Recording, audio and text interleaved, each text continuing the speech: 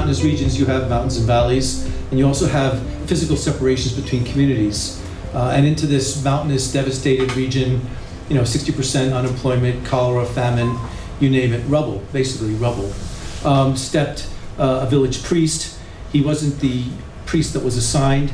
The priest who was assigned showed up, looked at it, chickened out, left. So this priest for 15 years talked about collaboration, and he had a hard time getting people to listen to him. So he organized football games, soccer games, because sports is a great medium to get people to collaborate and talk to each other. And finally, after 15 years, 5 engineers that he had in this little school, he had a tiny little school, they said, okay, fine, we got it. We're going to start this little cooperative that makes kerosene stoves.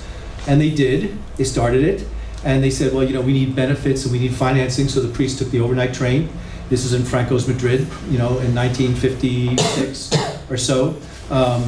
And he went down to Spain's administration, which is headquartered in Madrid. And he said, I need benefits for my cooperative. And they go, okay, what's a cooperative?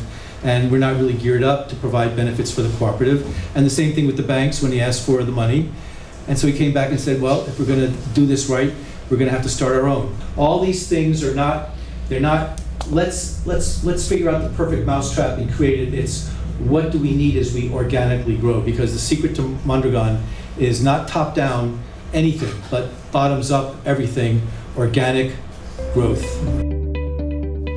In 2013, Gatsa Pressa created 265 companies and 458 jobs.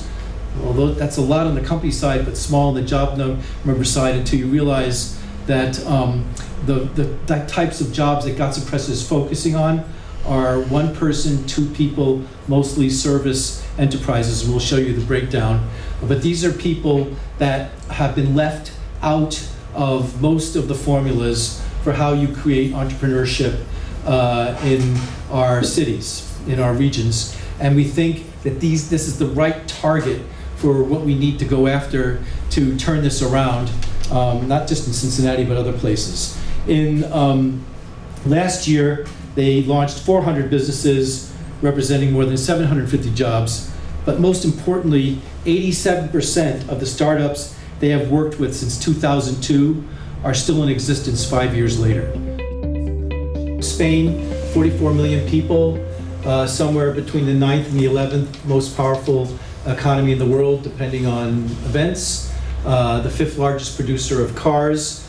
The Basque region has 2.2 million people, but they have over 45 to 50% of manufacturing industry in Spain inside the Basque region, again, because of their DNA that I explained at the beginning. So the Basque region, you have cities like Bilbao, you have really 3 mid-sized cities. By mid-size, I'm talking 250,000 people in the Basque region, and that region was more than capable of absorbing these kinds of startup businesses, because as I said before, the statistic we have is they're still successful after 5 years. If it was a Gatsa Pressa type individual, they would come here. If they were attracted to the Mondragon ecosystem, they could go to our incubators, our accelerators. We have a whole lot of them. We have 10 technology cooperative laboratories. We've developed over 900 patents. So that whole idea about innovation is really important. And what's interesting about our ecosystem is that we have to develop startups, and we're constantly looking at the rate of startups to the existing enterprises. And making sure that we're keeping it real. And we decided a few years ago that our rate of startups was slower than when we first started, and what to do about it. So at Mondragon University, we created something called the Mondragon Team Academy, where we took our best and brightest and sent them all around the world, where they lived in Silicon Valley, they lived in China, and they came back and they started enterprises, and we put them in something called the Bilbao Innovation Factory, which Kristen is going to see this year because she's been invited by National Cooperative Bank to go on this tour. And the Bilbao Innovation Factory, it's a whole physical approach for accelerators that's completely different. You walk into an accelerator in the US and you probably have a lot of people in different offices, but there's no real logic to who is put where. So in this accelerator, they have people who deal with what we call questions from the street. people walk in and say, why doesn't this work? Why doesn't that work? And they have social communication experts that deal with them. And then they have, right behind them, they have technology companies and startups that believe they have answers to things. So you start, once again, plugging the answer, the technology answer to the problem that's been presented. And then on the next floor, you have the bankers, who, because if you get it up to the next floor, then we see if we finance it. And then the top floor, we have the government people with the programs to see if it's real and it's something they can match some government funding to. And it's a really different way of looking at this, and it's been very successful.